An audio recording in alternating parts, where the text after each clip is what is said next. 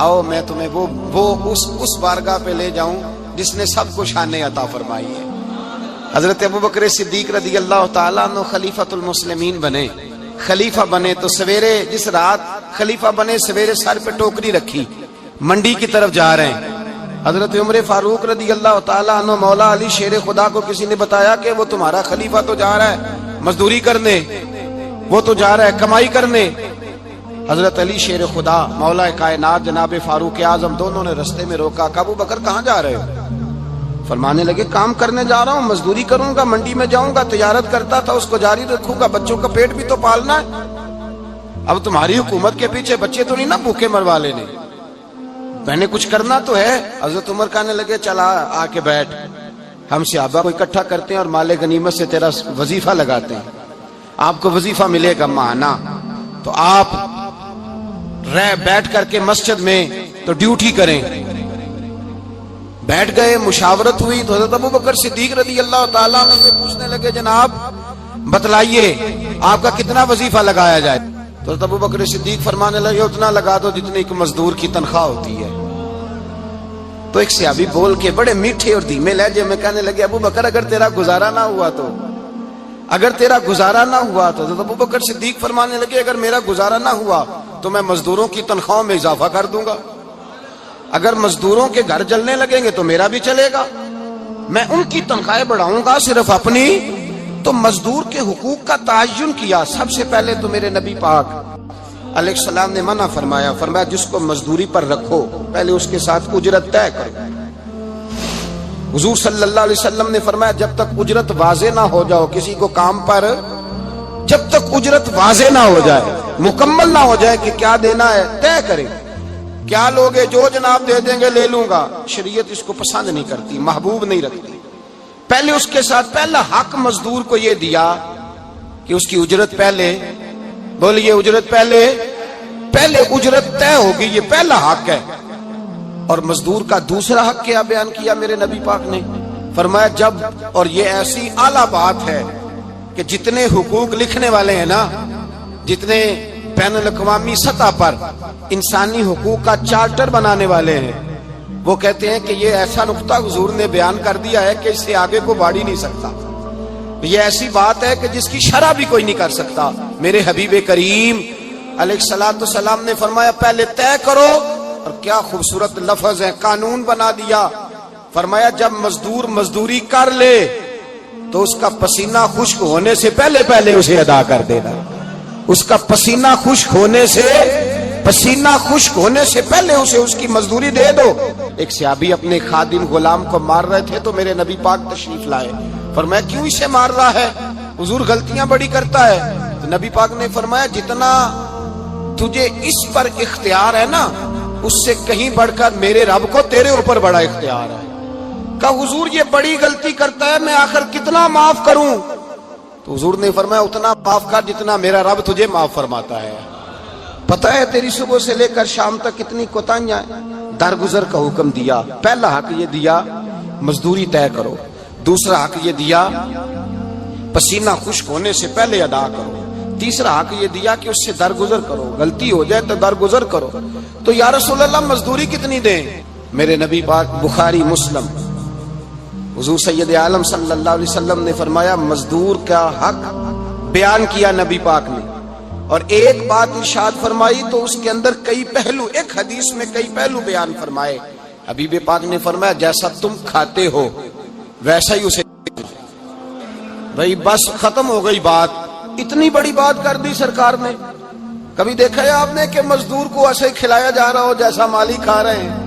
حضور نے فرمایا بھئی مزدوروں کا حق یہ ہے کہ جیسا تم نے کھانا ہے ویسا اسے کھلانا ہے، اور فرمایا جیسا تم نے پہننا ہے ویسا اسے پہنانا ہے۔ اور پھر میرے حبیب کریم علیہ الصلوۃ والسلام نے ارشاد فرمایا اس کی ہمت سے بڑھ کر تم اس پر بوجھ نہیں ڈال سکتے، جتنا کام وہ کر نہیں سکتا اتنا تم اسے دے نہیں سکتے۔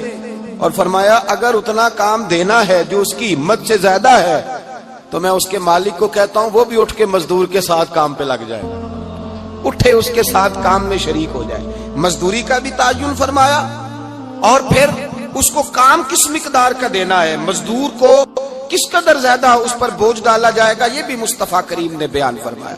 فرمایا جو لا یکلف اللہ نفسا الا وسعها، اللہ بھی تم پر وہ بوجھ نہیں ڈالتا جو تم اٹھا نہیں سکتے، تو کسی مزدور کو تم ایسا کام نہیں بتاؤ گے۔ حضرت عثمان غنی رضی اللہ تعالیٰ عنہ ایک دن حضرت عمر فاروق سے کہنے لگے عمر بس کر دے یار، تیرے بعد بھی تو لوگوں نے خلیفہ بننا ہے، کیسے کوئی تیرے رستے پہ چلے گا؟ تو حضرت عثمان غنی سے جناب عمر کہنے لگے کیا ہو گیا؟ آپ فرمانے لگے کل میں دیکھ رہا تھا کہ لوگ باغ میں مزدوری کر رہے تھے اور آپ امیر المومنین ہو کے ان کا ہاتھ بٹا رہے تھے، ہاتھ بٹا رہے تھے۔ تو حضرت عمر کہنے لگے بوڑھے تھے، بیمار تھے، مزدوری کر رہے تھے تو پسینہ بہہ رہا تھا، کیا ہو گیا اگر تھوڑا سا میں نے ساتھ دے دیا؟ حضرت جناب سیدنا فاروق اعظم یہ لفظ کہتے ہوئے رو پڑے۔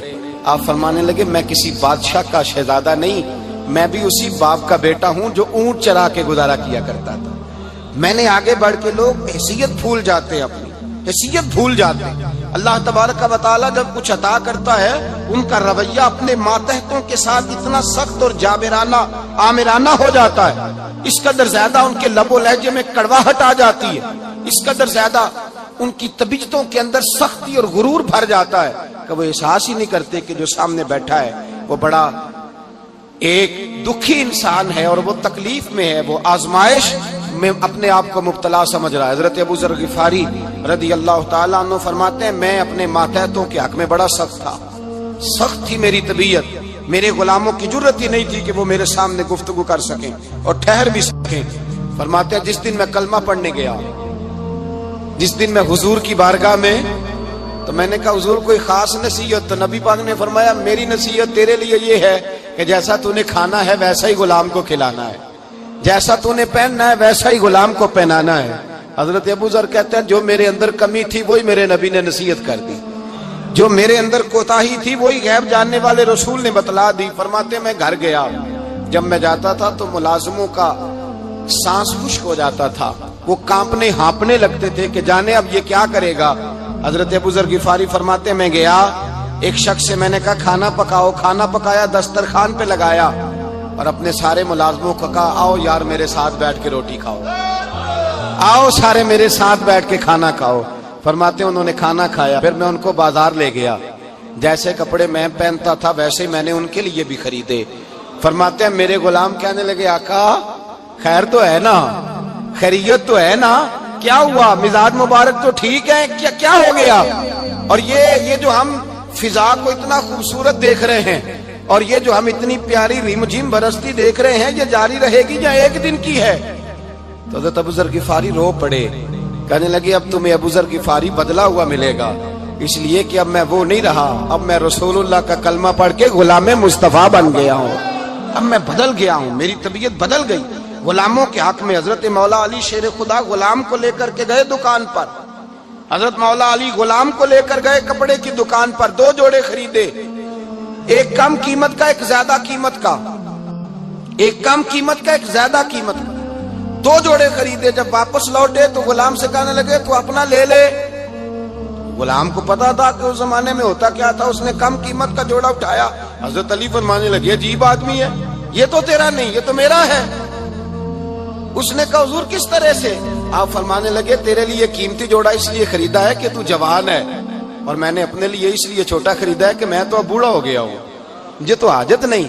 کہنے لگا حضور بوڑھے اور جوان کا مطلب نہیں، آپ علی ہیں، من کنت مولا فہذا علی علی مولا، علی مولا، آپ چونکہ مولا علی ہیں اور آپ امیر المومنین ہیں، لہذا آپ نے تخت پر بیٹھنا ہے، آپ نے سلطنت کو چلانا ہے، آپ پہنیے۔